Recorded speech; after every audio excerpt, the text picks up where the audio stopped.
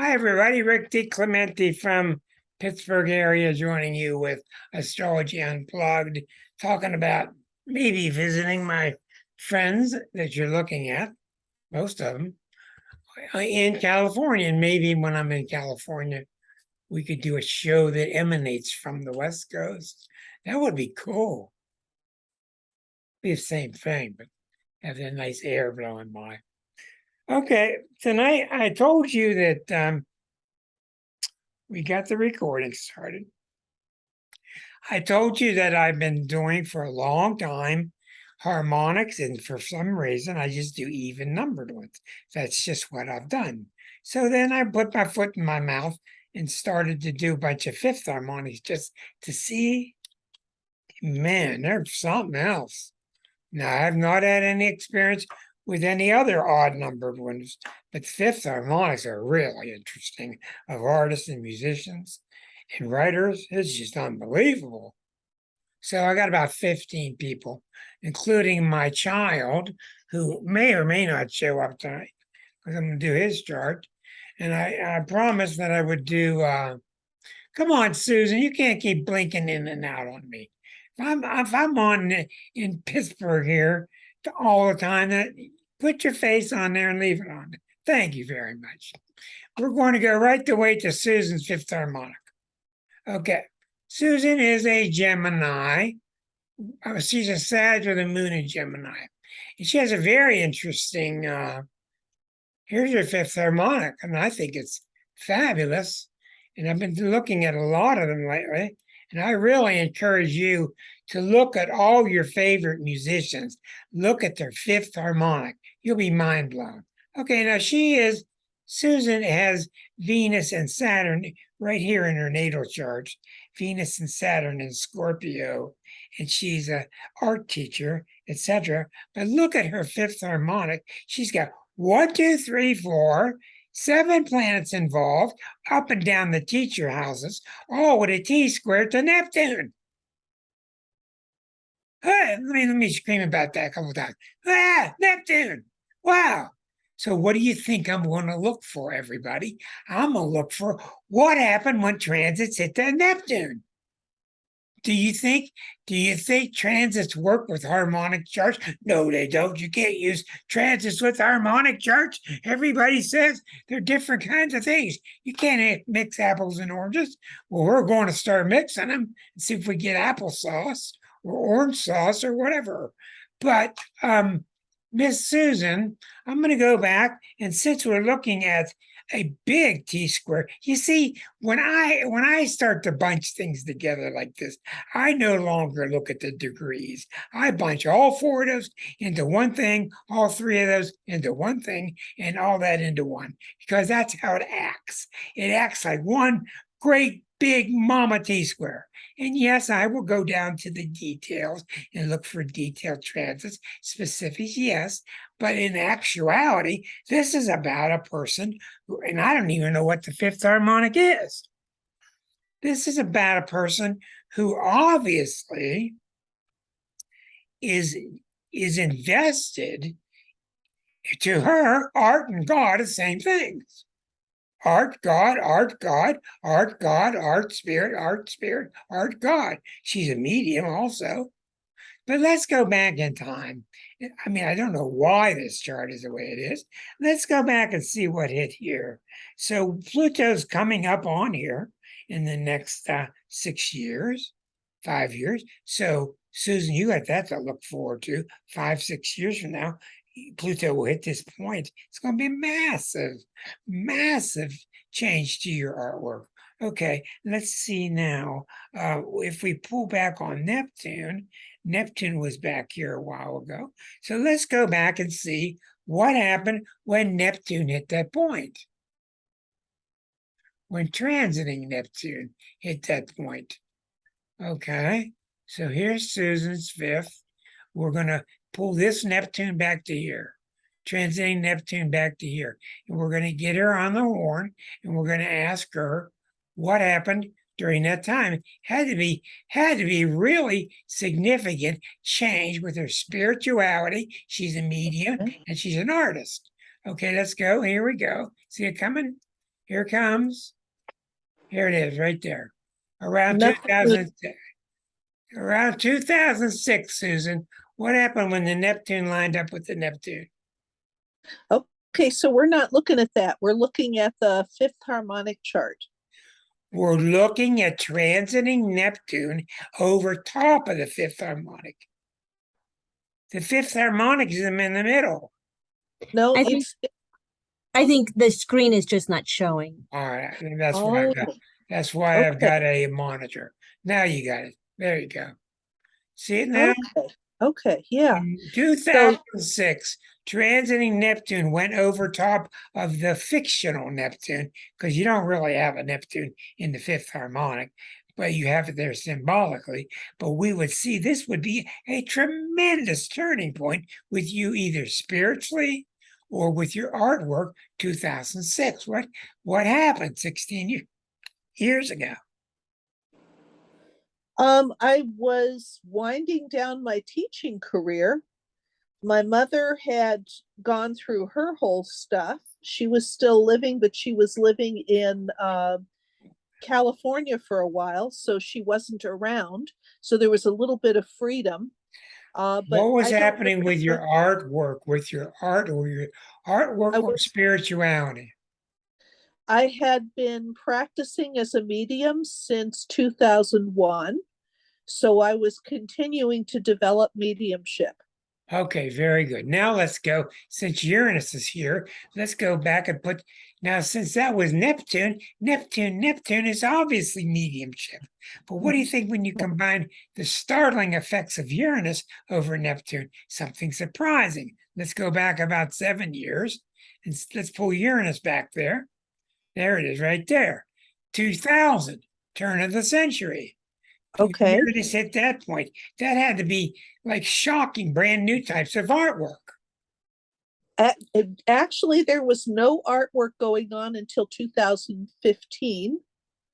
I hadn't done any in 40 years. I was just getting married to my first husband, and he told me that my artwork that I had presented to him as a gift, he said, how could I put him in the terrible spot of having to either like it or hurt my feelings? And I was so shocked. She actually called him a husband. Yeah. I like Well, that.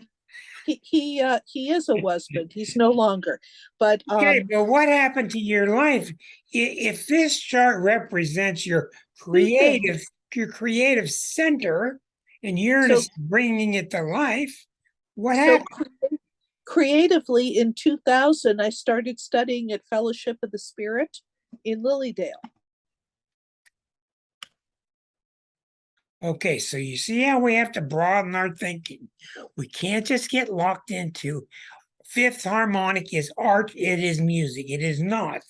It is the creative output of our lives. But it's interesting for somebody to tell me that you can't put transits on this chart, and that's the most important point in that chart. So I would suggest to you in your free time, play with that point. Play with any planet going over any one of those 3 points of the T-square. All right. Now I got people ready for you tonight, but I thought that was intriguing. We're going to start out with just 2 absolutely mind-blowing charts. They're just unbelievable, and they're both Geminis, and they're obviously the most creative Geminis that we've had in the last 100 years. One's Bob Dylan, one's Paul McCartney. They're just incredible charts, besides even looking at the fifth harmonic. So let's go to the beginning of the list. We're going to start, then we're going to do Van Morrison. Here's Bob Dylan. So I keep a monitor on all you, so I can make sure that you're seeing what I'm seeing. Okay, so you see why Bob Dylan's chart is so astounding, and it's all from Neptune. Neptune's high in the sky, and all these Taurus, Gemini planets in the 5th and 6th house. Look, when Neptune's up there, when Neptune is up there, when Neptune is at the top of the chart, what's going on with this Mercury retrograde? When Neptune's up at the top of the chart, Yeah.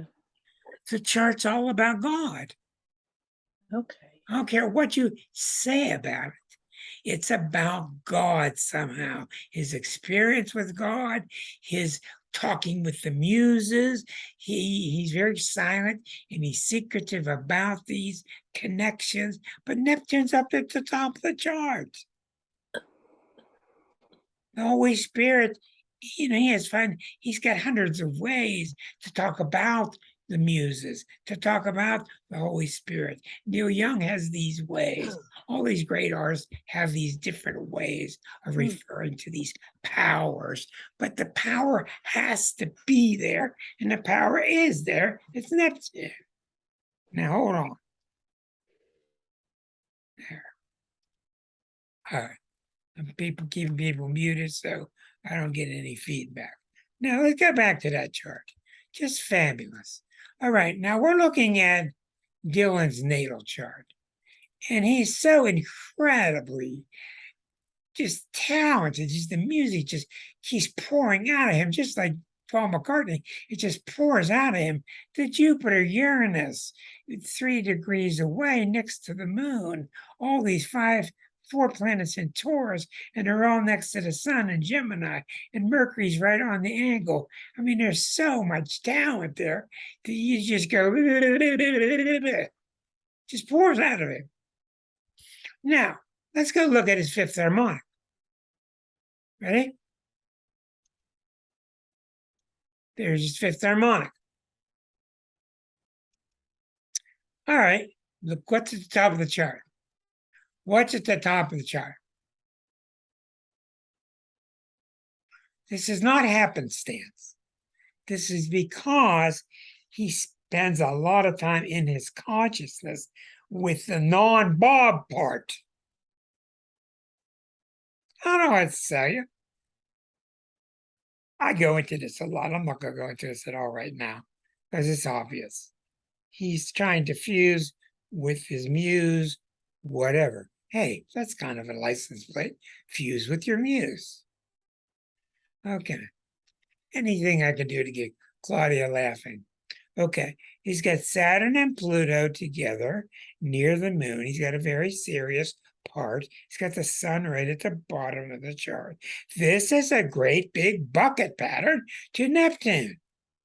And I'll guarantee you, if you go back and look at major planets on there, that's when he had his big albums, his big publicity. He started out by shocking the world in 1961 with his type of folk music.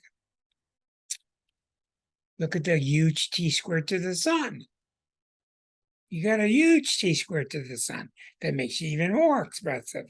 You don't need to see much here. You can tell something's happening. You see, and don't give me this stuff these other people are telling me that these 3 Sag planets aren't acting like they're in Sag. They're acting like they're in Sag. If there ever was a Sag poet, a Sag entity, it's Bob Dylan, because he's a jokester.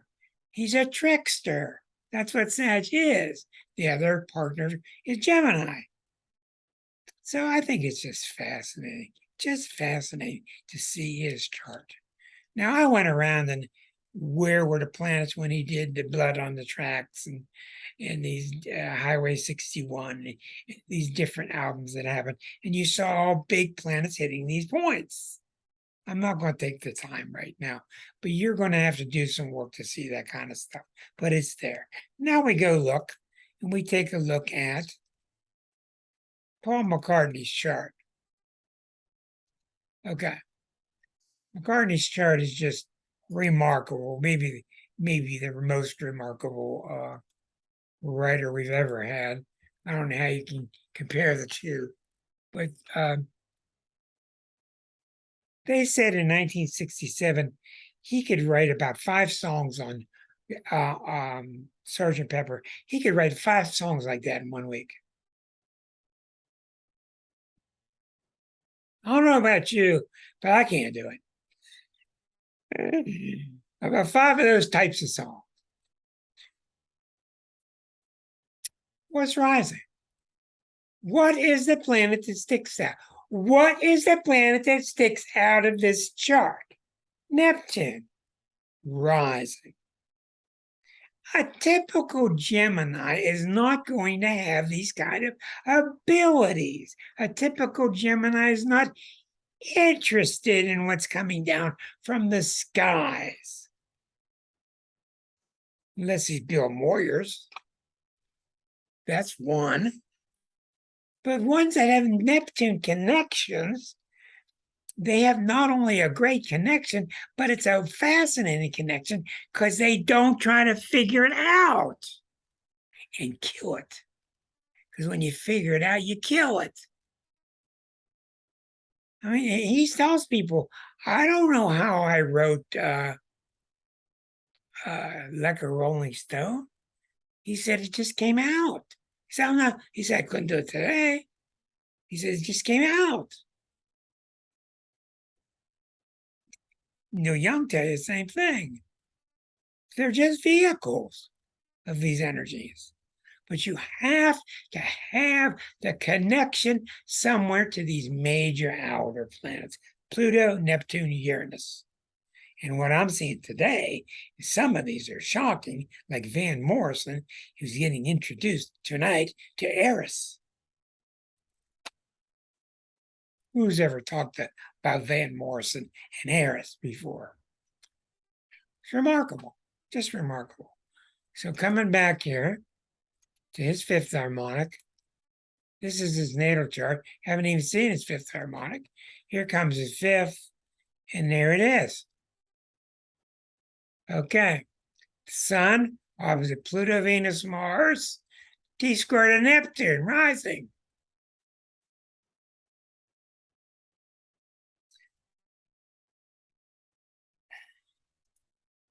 What do I got to tell you? When you see the artist, male or female, reaching up, you can tell when the artist is reaching up and they're just listening to the sound of their note versus the ones who are reaching up and they're making connection with an archetype. Hendrix, McCartney, The Long and Winding Road, Hey Jude. So something happened. You could monitor the fifth harmonic by how your backbone feels. Is your backbone tingling? That's the fifth harmonic. That's Neptune.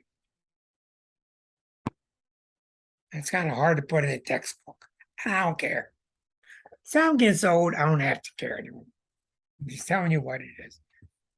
Claudia, you have to care because you have to explain. I don't. But isn't that fascinating? How is Neptune is the one? Neptune is the one.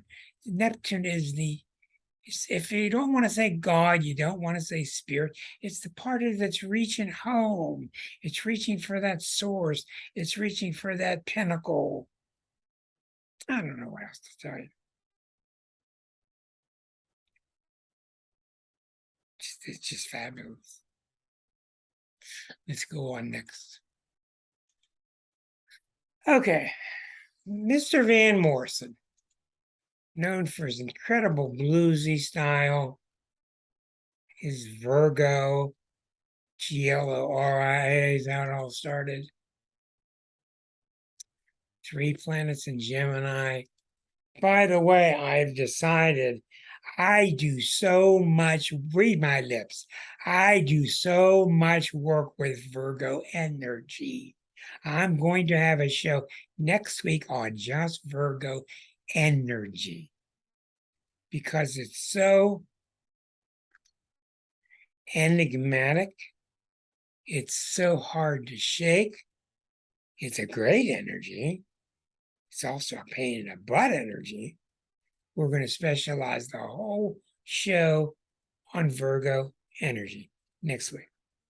Now, back to Van. I saw him last year, Elijah and I, here in Pittsburgh. Here's the sun at the base of the chart in the fourth house. There's no doubt that that gives him a Cancerian fourth house emotional feeling. When he's singing, he's scatting, right? He's using that scat type voice, but he's got the 3 Leo planets going on here, and he's got that phenomenal 1945, 1946 conjunction stellium, Jupiter, Chiron, Neptune. Stephen Stills, Jupiter, Chiron, Neptune. Stephen Stills, Van Morrison. So many great artists at that time had those three planets there, and the stuff just rolls off their fingertips. It just rolls off. Phenomenal, phenomenal triad. And this is a Virgo. Virgos are known for soulful singing, but these three Libra planets are, and you could tell when you're watching, he's like in another world. He's got his radio antenna up, and he's just sensing what is he picking up. And I'm sure none of his concerts ever sound the same. So soulful. Now watch this. That's the natal chart. Okay, now there's the fifth harmonic. 7 planets and a T-square to Pluto. Now, wouldn't you say that about Van Morrison? That he's rather Plutonian versus the other guys that are rather Neptunian?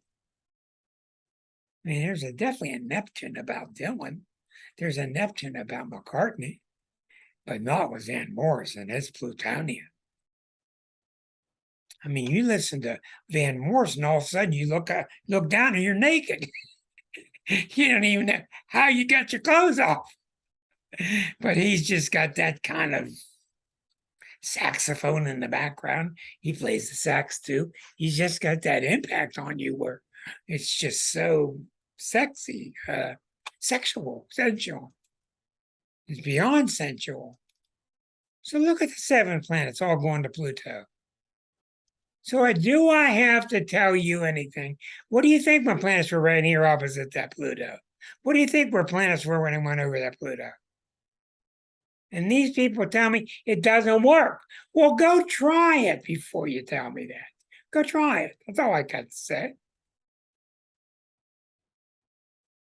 And you see the Jupiter, Saturn, Neptune, since they're close in the natal chart, they stay pretty close in the fifth harmonic because you're only multiplying each of them by 5 and spreading them out a little bit. But you see the Pluto, and then you can't tell me that its effects are not expressed through the house that they're in. It's the end of the 5th house. It's into the 6th house, beginning of the Virgo house. So this is how you learn by doing chart, chart, no, chart, no, chart, yes, chart, no, chart, no. Just keep doing it. I've seen several 5th harmonics for tonight, and I said, not that interesting. Threw them away. I mean, we've just seen 3 in a row that were just stupendous examples. All right. 4 in a row, actually. William Shakespeare, ever hear me? William Shakespeare.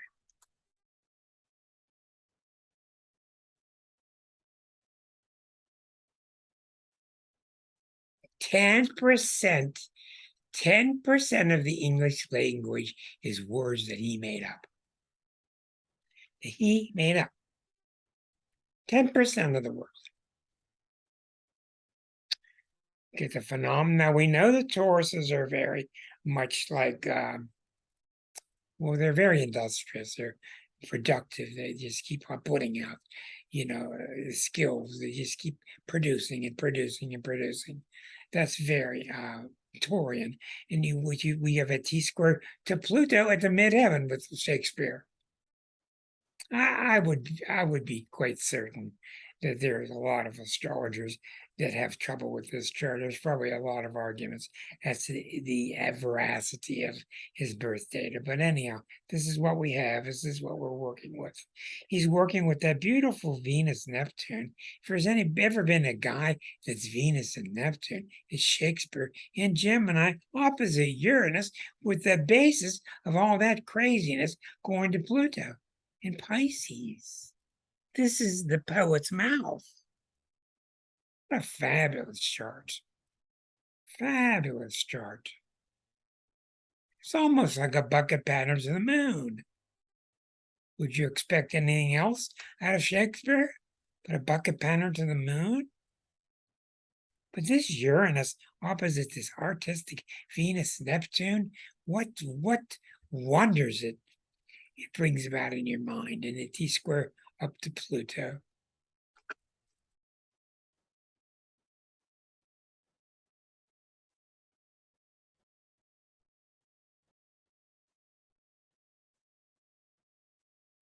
Fifth harmonic.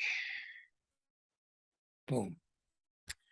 Sun, Eris, Moon, Saturn in Scorpio. You see, there are times when I talk and it just ruins things. Sometimes I don't need to talk. I just need to say the sound of the planet. Sun next to Eris, next to Moon, next to Saturn, all in Scorpio.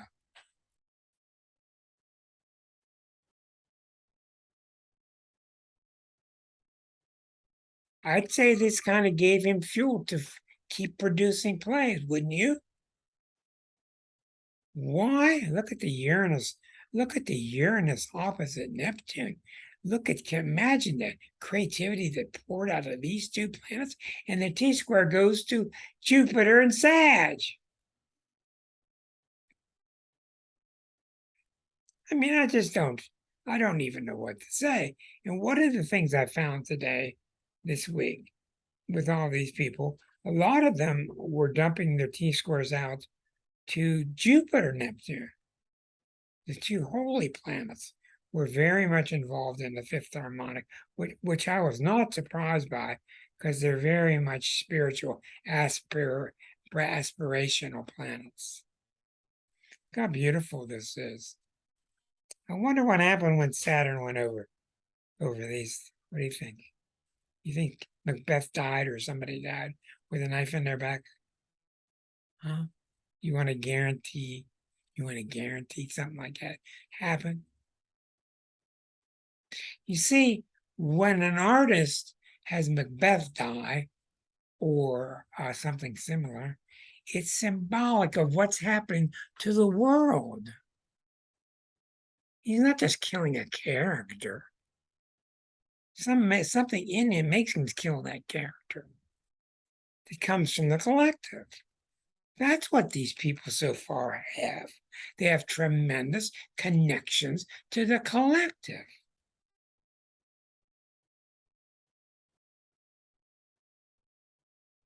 I'm sure this rings a bell with our art, our literature. I see you, honey. I'm coming on my way. I know you're excited. I'm asking you to unmute, and let's see what you got to say, Linda.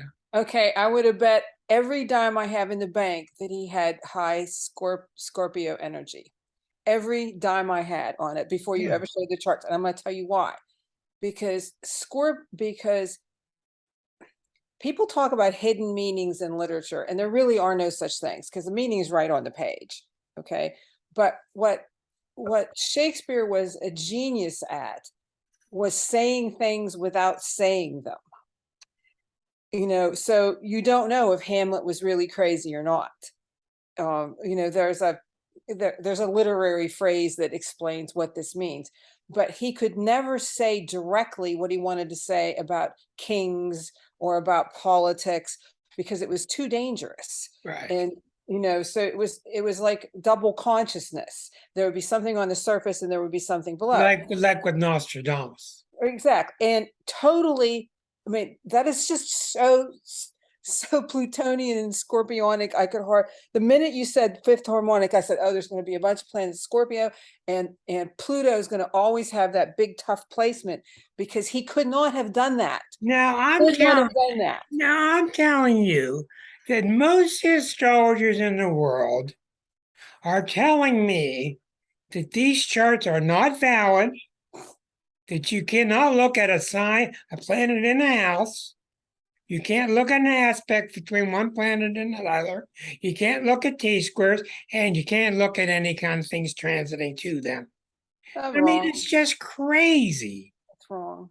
I mean, I could sit here and predict that just because I Of know course you Shakespeare. could, because you know enough about him down deep in his essence, Totally had to his have effect, Scorpio. etc. And you know, a typical Taurus is not going to want to keep writing books like this.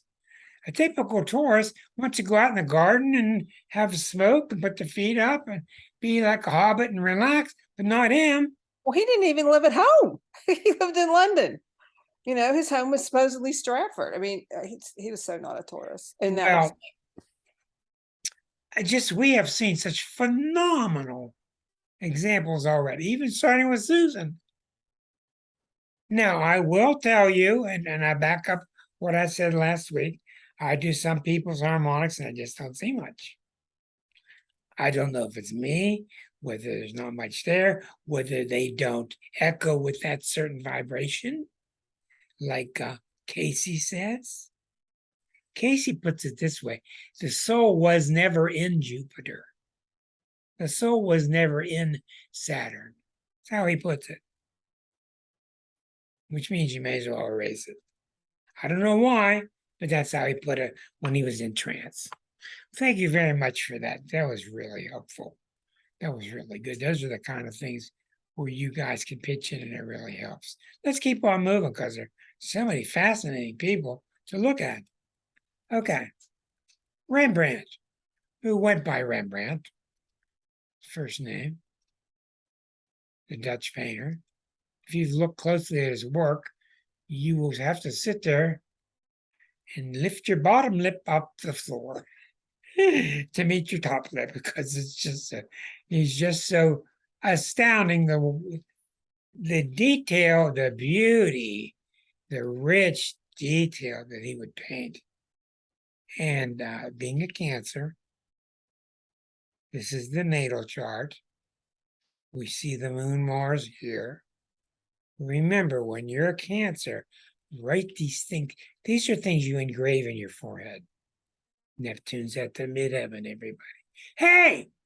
Neptune's at the midheaven, everybody. Hey! It's opposite Jupiter. Hey! When you are a Scorpio, when you're a Cancer, the moon sign is absolutely critical. The moon sign of a Cancer is like a second sun sign. And having the moon rising in Scorpio next to Mars, next to the ascendant. Okay, all of these guys opposite Uranus, Venus. Do you think this Venus Eris had anything to do with his astounding artistic ability?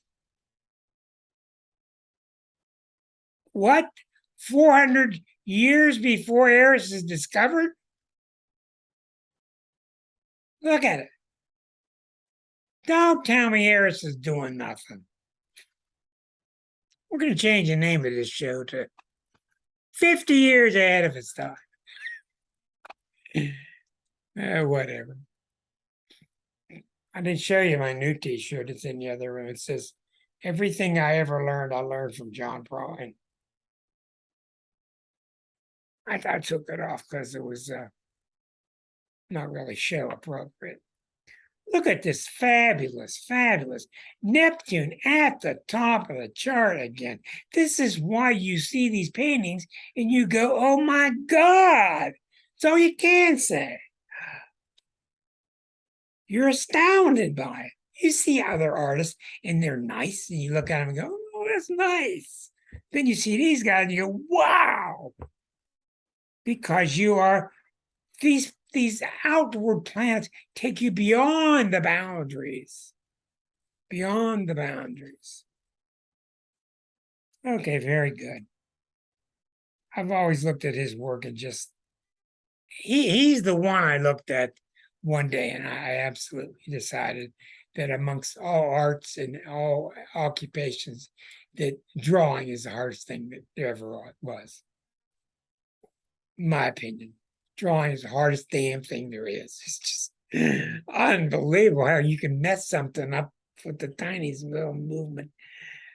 Unbelievable. Anyhow, beautiful, fabulous chart. It's kind of like a Grand Cross. Going to Jupiter and Pisces. How lovely. Jupiter and Pisces.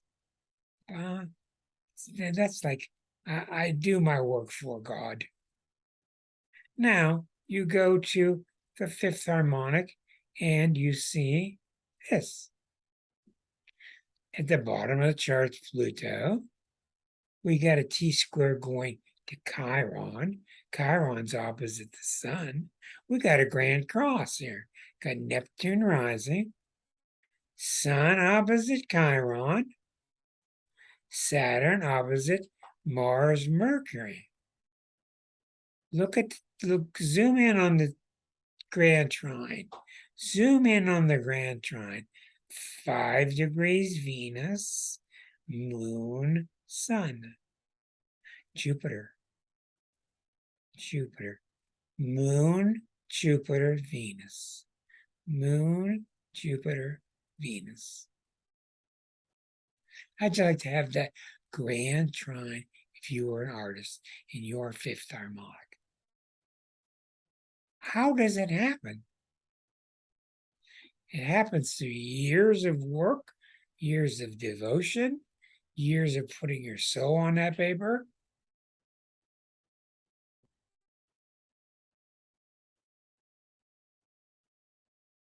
Next. Oh my God, wait till you see this Mozart. Amadeus. This is his birth chart. He's writing symphonies when he's 5. 5 years of age. Aquarian, of course.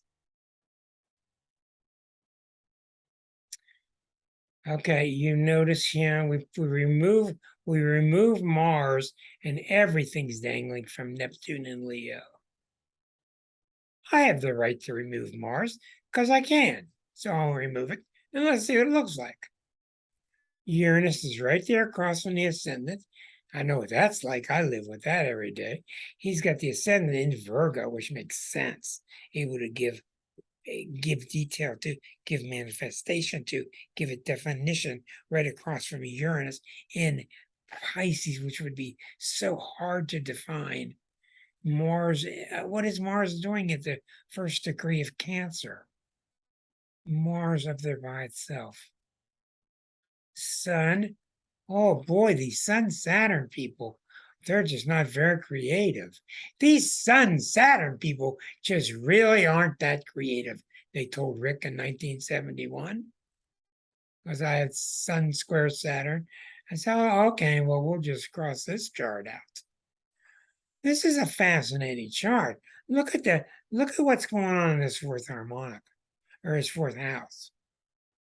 In his emotional house. I wonder what's going on in his 12th harmonic because he didn't live to be that old.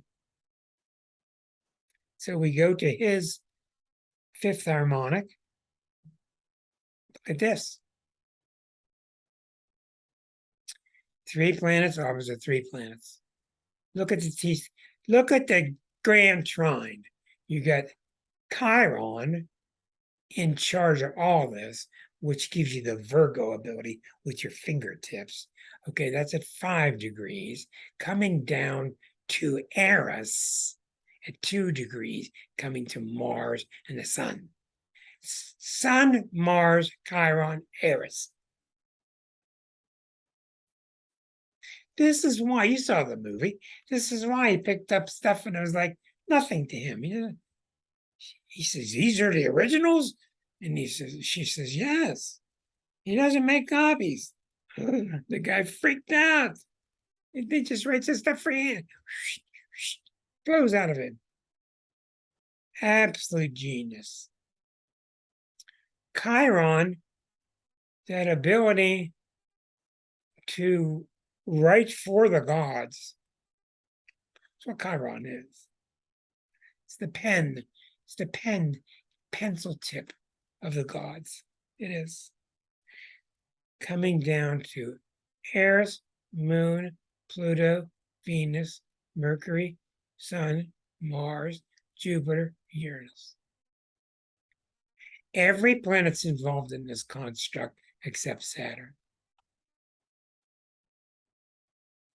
Just astounding. Now, how would you like to find out what happened to this chart when the movie was made about it? There's no reason to even take the time to do it. Something's going to happen or he doesn't come to light. Here's a guy named Beethoven. He's next. Sagittarius. Saturn and Leo at the top. That would forebode of his working without hearing. How would you like to look at where the planets were when he lost his hearing? 1, 2, 3. 3 Sag, 4 Capricorn, T² to Chiron and Pisces. I mean, when you hear his symphonies, and this is kind of opposite, this Chiron and Pisces is opposite Neptune and Virgo. Don't you hear that? When you hear Beethoven symphonies, they're just like the whole sea has risen up to compose these compositions. The bigness of Sagittarius, the bigness of it. So this is his natal chart.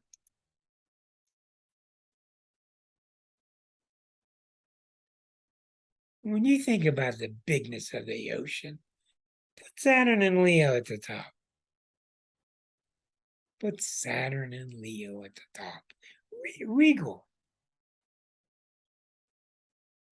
The king.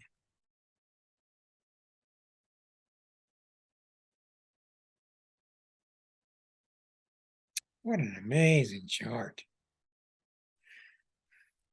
Now we have a grand trine.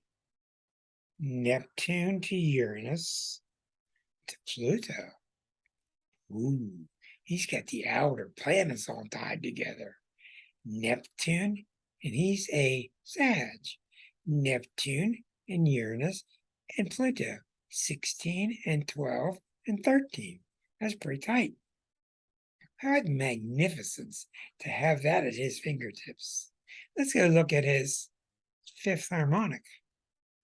Okay, in the 5th, here we see again the bucket pattern to Neptune. The Neptune opposite Jupiter, the holy planets. Neptune opposite Jupiter, Eris, all with a T² to the moon. Somewhere in here, there's a planet that rules hearing, and which is why he lost it. I would also like to know very much. You see, Pluto's right on the ascendant. I would also like to know very much from my experiences, what did he do the week before he lost his hearing? What did he say to people around him? I'm tired of hearing that. What did he say? I don't want to hear that anymore. Or did it happen gradually? I don't know, but each one of these you can write a whole book about. Fascinating. Okay, now we're going to really change gears and go to the current age and look at Janis Joplin's Passion. Okay. Capricorn. Now, just think back, you're sitting there listening to this woman who's screaming from a gland inside her body that has triple screamability. How can she even do it? Where is it coming from? And it ain't just because she's drunk. Where do you have to say to yourself that has to come from Pluto? Where do you get that kind of power? Well, let's take a look at where Pluto is. Oh, it's opposite her sun. Okay. And I would like to ask her what happened to her at age 8 when the solar arc sun hits the Pluto. I'd like to find out what happened to her at age 8. You got a Chiron in Leo, greatly amplified because it's on the descendant. You got Neptune opposite. Look at, do you think there any power there? Look at the power there of Eris opposite Neptune, T squared to the moon in Cancer. You see, it's more effective and it's more appropriate that I teach you with the sounds of the planets than it is to describe their nature. By now, you should know a lot about their nature, at least how they feel somewhat. You got Eris opposite Neptune, T squared to the moon in Cancer. Do you think this is a moon in Cancer that skips sideways and hides underneath the rocks? Because I don't think so. I don't think so. I think she might skip sideways and go underneath the rocks. And then when she comes out, it's some Pluto time. And she's a tiny thing. Just a tiny little thing. A powerhouse. Uranus is squaring the ascendant. Uranus is in Gemini, squaring Chiron. And she had that raunch and roll band. I mean, they were raunchy type of rock and roll back when rock was just forming. But Pluto comes across with that feeling also. Look at the grand trine. Saturn, Uranus, Venus, Mercury, Neptune. So you can tell when you watch her that she's singing to the gods. Call whatever word you want. The people in the audience are just falling over. And she's been dead for 50 years. I wonder what happened that was so mean in the clouds in 1970 that took away the Beatles and so many people. I wonder what happened. It was Uranus Pluto was ending its conjunction. Was that it? Oh my God. Okay, let's take a look at her. Let's go look at her fifth harmonic. I'm afraid to open the curtains on this one. Whoa. Did I tell you about the God planets?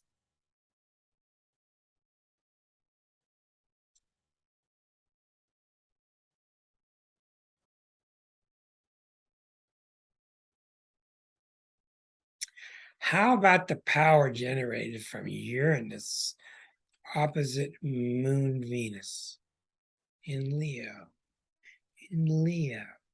In Leo. I'm going to let it out, fellas.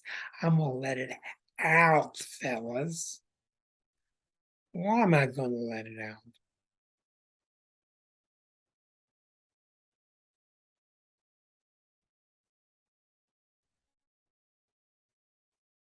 Pluto at the bottom, squaring the ascendant. Pluto squaring the Jupiter Neptune. I got nothing else to say except here's Elton John.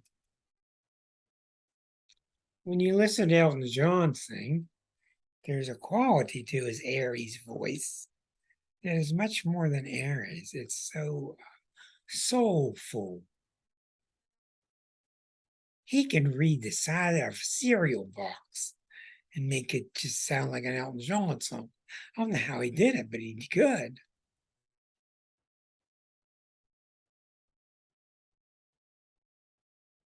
Grand trine, Sun, Eris, Jupiter, Saturn, and Leo. The grand shows you how powerful these grand trines are. They really are strong. The Sun and Eris opposite Neptune. Now, I don't know about you guys because we're all learning this together, but we're seeing an awful lot of people with aspects directly to Eris. And what if you don't sense in these people this sense of, I'm going to break the damn rules no matter what? Not because I want discord, But discord might happen, so be forewarned. That's the sense I get. You see, I don't want to talk much more about the definitions of the planets, because then you put people in a mindset how they think about the planet instead of how you feel about it. I think we've had our butts knocked over tonight by looking at some of the greatest there ever were. And I think we're really starting to see an argument for not only harmonics, we're really seeing a pro-argument for how powerful and how inclusive Eris should be. And Eris is the planet that's all about including and not excluding. That's kind of fun, yeah. Okay, let's take a look here. I reserved the right to shorten my show because the Steelers are on. And don't anybody tell me the score. Joni Mitchell. No, Elton John, Fifth Harmonic. Look at Elton John, Fifth Harmonic. Elton John, Fifth Harmonic. Boy, don't you just feel that moon Uranus, Pluto? Moon, Uranus, Pluto, when he's singing about the candle in the storm. I mean, he just does things that bring you to life in such a phenomenal way. I've been listening to this since I was a freshman in college. 1969. He just had his final concert in Pittsburgh last week. Moon, Uranus, Pluto, Mars. He's a Mars. He's an Aries. Moon, Pluto, Mars. All opposite Jupiter. Exalted in Cancer. It's beautiful things. Okay. We're going to go down to Joni Mitchell.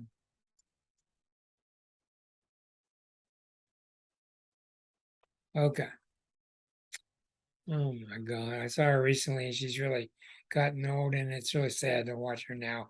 She can't sing too well, but she was just astounding through most of her career. The moon opposite Venus, Neptune. The moon in Pisces opposite Venus, Neptune. She's a Scorpio. And the T-square goes to Mars, Saturn, and Gemini. Isn't that intriguing? The T-square goes to Mars, Saturn, very controlled, but in Gemini. This ability to play different types of music, jazz, rock, blues. But the whole thing's based upon the moon opposite Venus, Neptune. Well, isn't she the one when you watch her lyrics?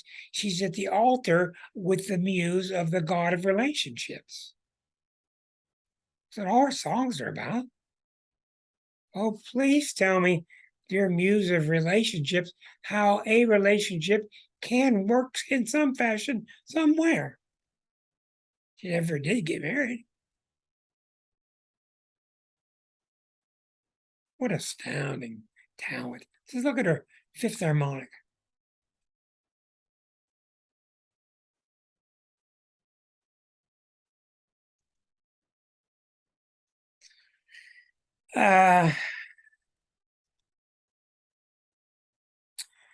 Pluto opposite Chiron.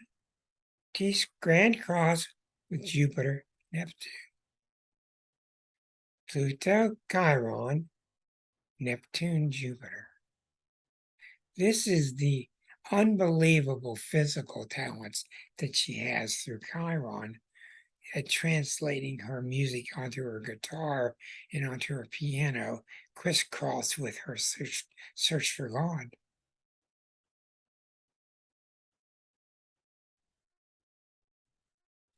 See, you can take the word search for God out of all this stuff, but then you got to put it right back because that's what it is.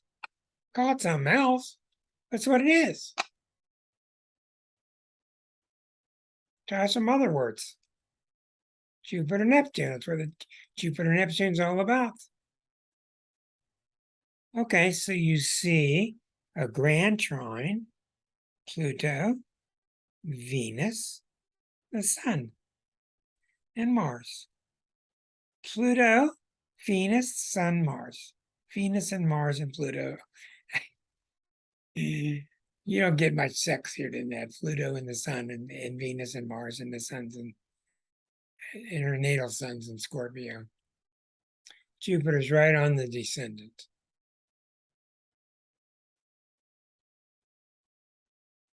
And the moon, Uranus in Pisces, square to Saturn.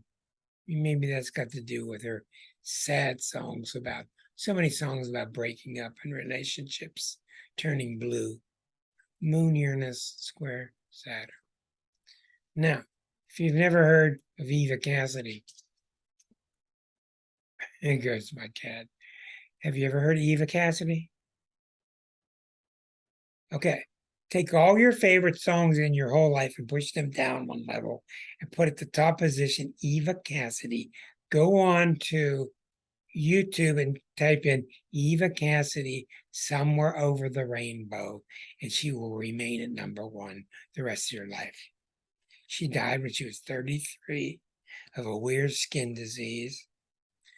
Aquarian woman, just unbelievable talent. She did not want to be noticed, therefore she wasn't, but now she's being noted. And this rendition of Over the Rainbow is being regarded as the greatest ever. She's so unbelievably talented on the guitar, but vocally, just powerhouse. Eva Cassidy. She's on YouTube. Look it up and make sure you listen to that one song. She's from the DC area.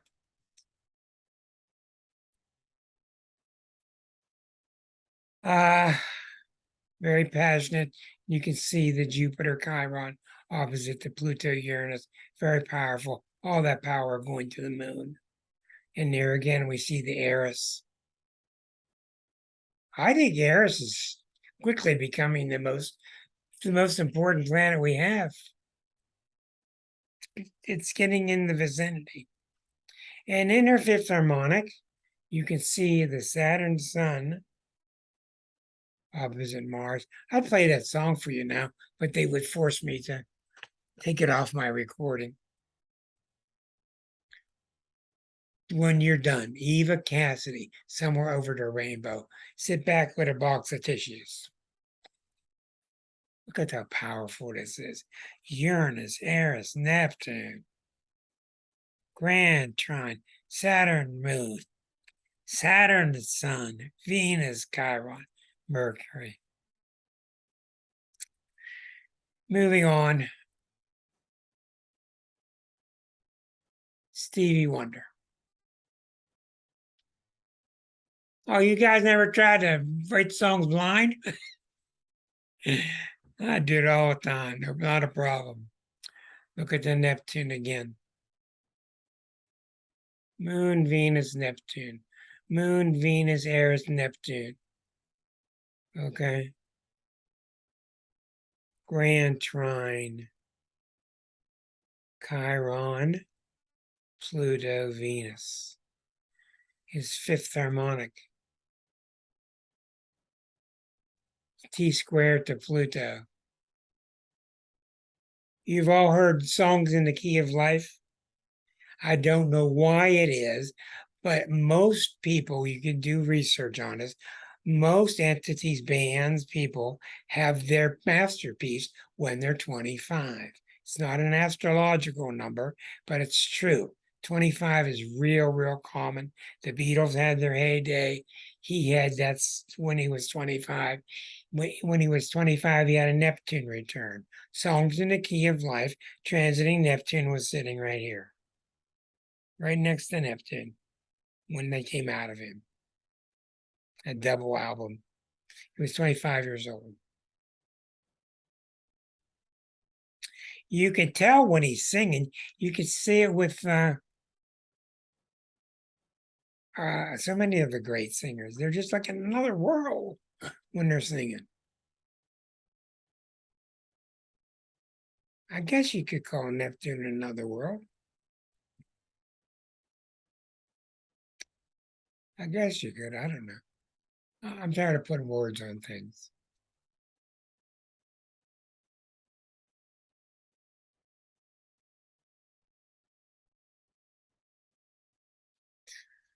So that's my Taylor decided not to show up. That's okay.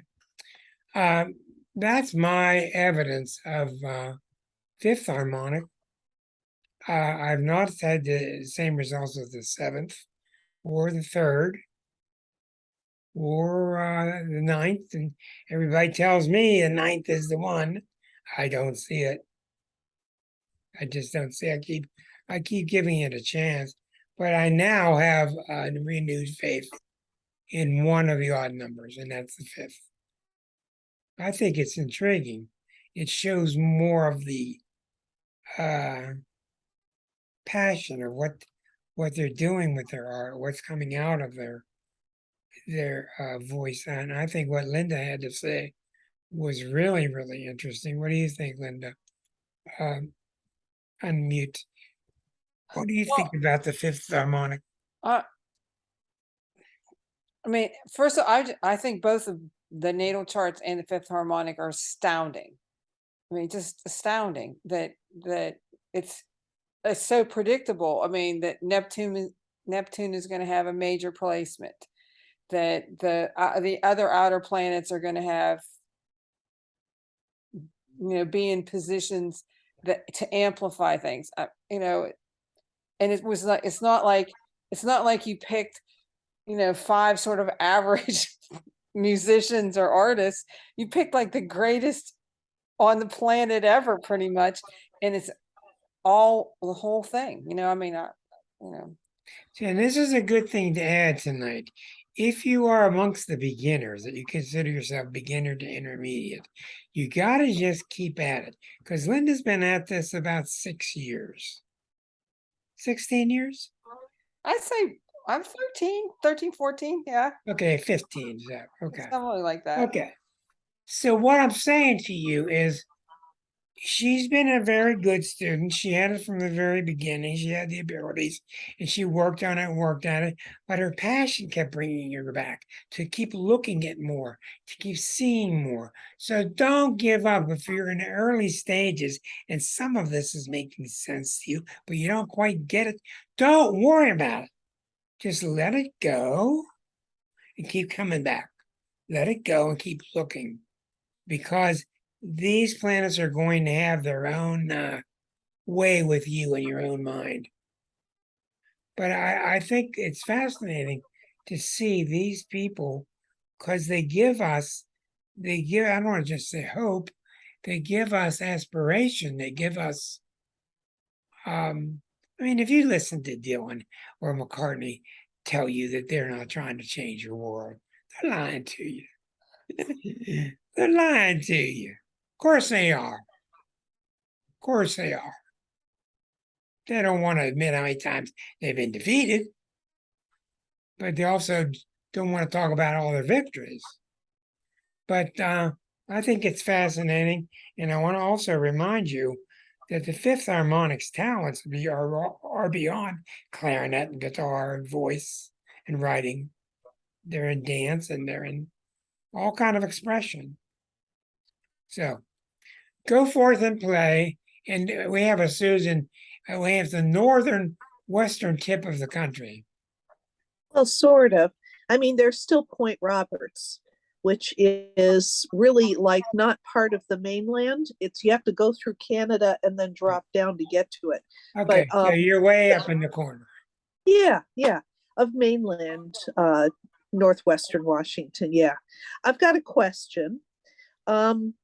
So mediumship would be an expression of Neptune as well. Oh, Is it a fifth? absolutely.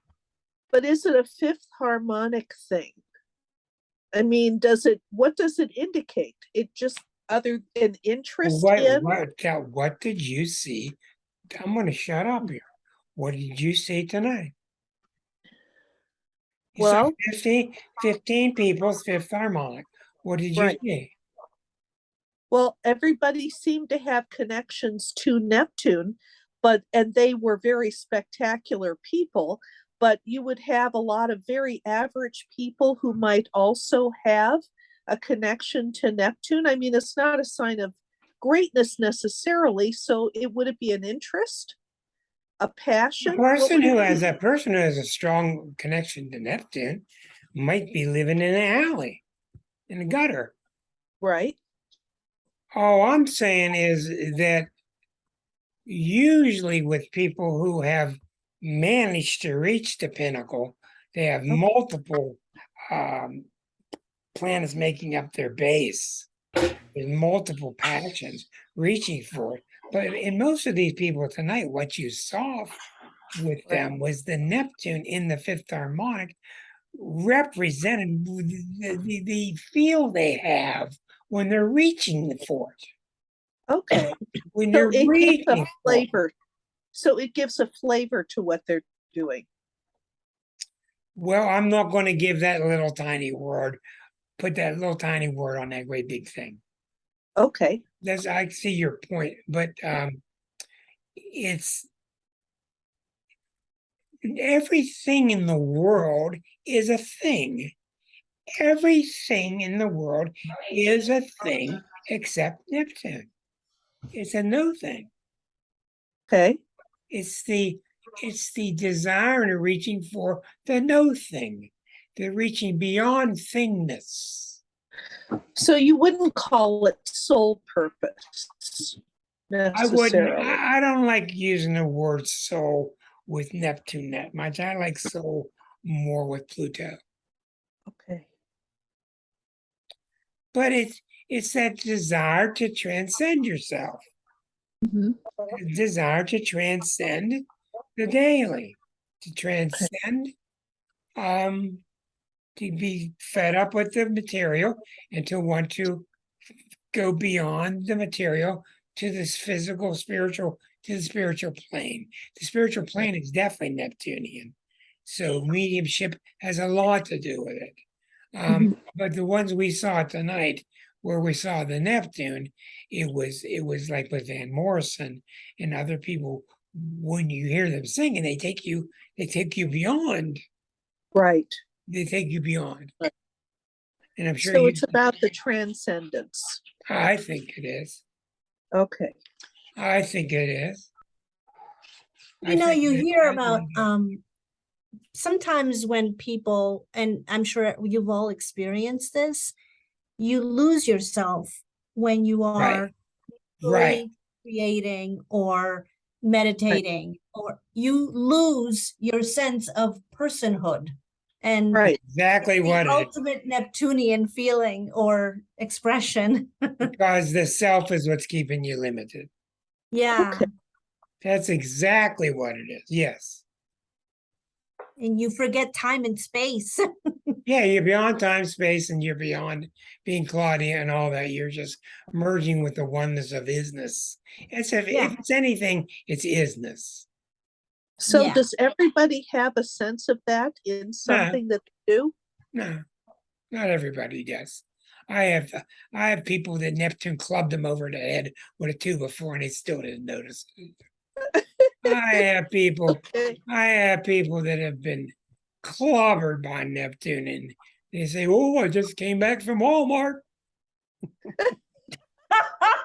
I mean, back in my 1982, in my radio show, I'd say, "Oh my God, your church is going through phenomenal spiritual awakening," and I just come back from the store. So now, look at all the people. Look at all the people that existed before us. I mean, we think we're so backward. People were really backward. Did you have a question, Linda? Linda is going to explode. Well, there's two things. First of all, when Claudia said what she said, which was brilliant, the word I had in my head was the channel is open. the That- change. Okay. that Neptune Exactly. Neptune is that, you know, when that reaching forward is that, okay, the channel is open, and Right. there's a song that it was a Carly Simon song where she was writing about her therapist, and she talked about the white light coming down from the heavens. That's how when I look at the Neptune, that's what I see. Exactly. Yeah. I think But that to me, that's mediumship more. For me, it's mediumship more than art and writing. well, I but can get into the zone when I'm doing art or writing, but mediumship feels to me like a real strong channel thing. Well, it definitely is. I don't know how to equate the fifth harmonic with mediumship. I think mediumship is probably more aligned with the eighth harmonic, Okay. which is the harmonic of transcending the self. So we may look into that some night. Okay, everybody, I'm off to Steelerland. Don't tell me to score. Have And fun. that was fun. Thank you, Rick. it Yes, it was a was. beautiful class, wonderful. It was wonderful. fun. And remember, you can take anybody you know, do their fifth harmonic. Astro.com does harmonics for Yep. free. And you'll find some people that just go, it doesn't make sense. And other people it does. And it shows you again how powerful planets are when they're on the angles. Yes. Next week, we're Captain. going to talk about we're going to take all the Virgos. Virgo. We're going to take them apart and put them back together. I did Is this it about true? 4 Is it years true ago. that most Virgos eat their pizza with a fork and knife? I thought she was going to say they eat their young. Oh, Wait, no, we do not always use a fork and knife. Hands was have been thinking used in the that too. process. I eat my pizza with a fork and knife because it's just too thick with too much stuff on it. My It's goal like a with New York Virgos. pizza that you can eat it with your hands. My You need goal a with knife and Virgos fork. is to get a handful of spaghetti and just go. Wait till you try a That's my goal. Santa Cruz, California pizza. You're gonna need a knife and fork. I'm ready. I'm ready. Good night, Bye. everybody. Good night. Good Thank night. you. Enjoy your game. good night.